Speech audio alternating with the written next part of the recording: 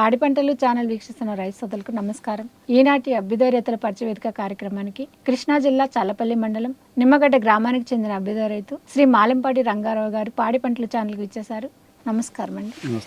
వీరు వరి సాగులో మేలైన యాజమాన్య పద్ధతులు పాటిస్తున్నారు. వీరు ఆచరించే విధానాల గురించి ఇప్పుడు ఛానల్ ద్వారా రైతు సోదరులతో పంచుకుంటారు. పాడి పంటల ప్రేక్షకులందరికీ కూడా నమస్కారాలు తెలియజేస్తున్నానండి. ఎకరానికి 2 ట్రక్కుల పశువులు ఎరువు తోలుతామండి.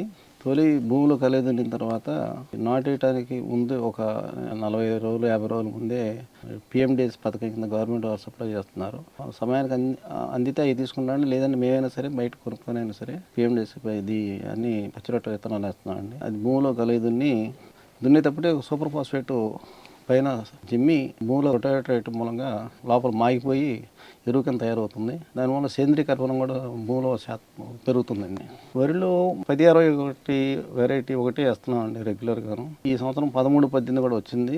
13-18, 10-62 రకాలు ఎక్కువ ఆ ఏరియా అంతా అదే వేస్తున్నారండి. నేను మామూలు సాంప్రదాయ నైట్ వేస్తున్నానండి. సాంప్రదాయ నైట్ వేయడం వల్ల మాకు 10 కేజీలు ఎకరానికి వేస్తున్నామండి. 25 కేజీలు విత్తనం ద్వారా దరిదాపు 45 పోగుల నుంచి 50 పోగుల వరకు నారు ఓడిపించడం జరుగుతుందండి. ఒత్తు నాటేస్తున్నామండి. భూమిలో తల్లికర్రల సంఖ్య ఎక్కువ ఉండటం మూలంగా తల్లికర్రల కంకి లెంగ్త్ ఎక్కువ ఉంటుందండి. అదే పిల్లకర్రలు కంకి చాలా తక్కువగా ఉంటుందండి. భూమిలో ఎన్ని తల్లికర్రలు ఎక్కువ ఉంటే అంత పంట దిగుబడి ఎక్కువ వస్తుంది అనేది నా ఆలోచన. తల్లికర్రలు ఎక్కువ ఉండటం మూలంగా ఒత్తు నాటేయటం మూలంగా ఎరువులు వాడకం కూడా కొంచెం తగ్గించుకొని వాడుకున్నా కూడా ఇబ్బంది ఉండదండి. ఊడుపు బాగా పలుచన దుబ్బుజాత కోసం విపరీతంగా కెమికల్ ఎరువులు వాడుతున్నారు. దాని మూలంగా భూ సమతుల్యత కూడా చెడిపోతుంది. పిండి ఎక్కువ వాడటం మూలంగా పెట్టుబడి కూడా ఎక్కువ అవుతుంది. చివరిలో పంట కూడా కాలు మెతకొచ్చి పైర్లు పడిపోతున్నాయి. ఆ కాలు మెతగా తగ్గించుకోవడానికి మళ్ళీ పైర్ల 2,4-D మందులు కూడా స్ప్రే చేస్తున్నారండి పైర్లు పడిపోకుండా. ఆ రకంగా కూడా మళ్ళీ భూమి చెడిపోతుంది. అందుకని మేము రసాయన ఎరువులు తగ్గించి వీలైనంత పెట్టుబడి తక్కువతో పండించాలని మేము ఆలోచన ఉన్నాం. వరిలో 2 సార్లు కూడా మాన్యువల్ లేబర్తో చేస్తున్నానండి. కలుపు మందులు వాడటం మూలంగా భూమి సారం దెబ్బతింటుంది.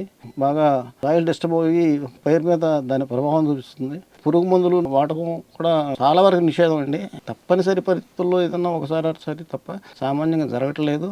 ఎందుకంటే వాతావరణ పరిస్థితులు అనుకూలంగా ఉంటే ఏదైనా గాలి మార్పుల మూలాన్ని కూడా కొంత పురుగు మందులు కూడా చచ్చిపోతాయండి.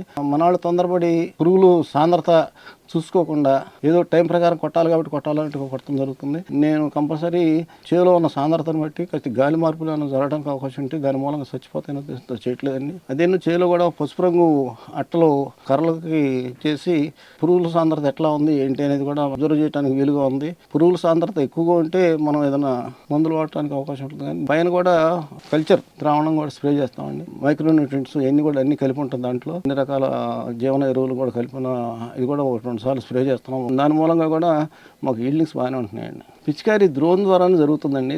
మామూలు స్ప్రేయర్ కంటే కూడా డ్రోన్తో చేయటం అనేది చాలా ముఖ్యమైన విషయం అండి. డ్రోన్తో పైనుంచి స్ప్రే చేయటం మూలంగా భూమి అడుక్కంటా కూడా మిస్ట్ రూపంలో రైతుకు కనపడదండి. ఏమి తడవట్లేదు చేయట్లేదు అనుకుంటున్నారు, కానీ మిస్ట్ రూపంలో లోపల కంటే వెళ్ళిపోయి పురుగు మీద కరెక్ట్గా ఎఫెక్ట్ అవుతుందండి. చక్కటి రిజల్ట్స్ వస్తున్నాయి. వీలైనంతవరకు డ్రోన్ కోసం ఆగి డ్రోన్తోనే చేస్తున్నాం. కోత నూర్పిడి కూడా పైరు కండిషన్ బాగుంటే వీలైనంతవరకు మాన్యువల్ లేబర్తో చేస్తున్నాం అండి. ఆ మాన్యువల్ లేబర్ చేయించడం మూలంగా పశుగ్రాసానికి లోపం లేకుండా దాని మూలంగా కూడా మాకు రేట్ వస్తుంది. ధాన్యం కూడా కలర్ కానీ ఇది కానీ చాలా బాగుంటున్నాయి. నూర్పిడి కూడా అట్లాగే చేస్తున్నామండి. గడ్డి కూడా ఎకరానికి 10,000 రూపాయలు ఆదాయం వస్తుందండి. వాళ్ళ గడ్డి ఎవరు దొరకని కండిషన్లోకి వెళ్ళిపోయారు. బయట జిల్లాల నుంచి కూడా వచ్చి ఇక్కడ నుంచి ఎకరానికి 10,000 ఇచ్చి ఈ సంవత్సరం 12,000 కూడా కొన్నారండి. అది కూడా మనకి పెట్టుబడి కింద కలిసి వస్తుంది అనే ఉద్దేశంతో అదే బెటర్ ఉంది, అట్లా చేస్తున్నాం. దిగుబడి 35 నుంచి 42 బస్తాలు కూడా పడిన రోజులు ఉన్నాయండి. వరి పంటకి ఖర్చు విషయం వచ్చేసరికి అండి యావరేజ్ 35,000 అవుతుందండి. మనుషులతో కలుపు నివారణ, అదేవిధంగా సస్యరక్షణలో తక్కువ మోతాదులో పురుగు మందుల వాడకం వంటి మేలైన యాజమాన్య పద్ధతులు పాటిస్తూ అధిక దిగుబడి సాధిస్తున్నారు. పాడి పంటలు ఛానల్ ద్వారా రైతు సోదరులకు వరి సాగులో వారి అనుభవాలను చాలా చక్కగా వివరించారు. ధన్యవాదాలు.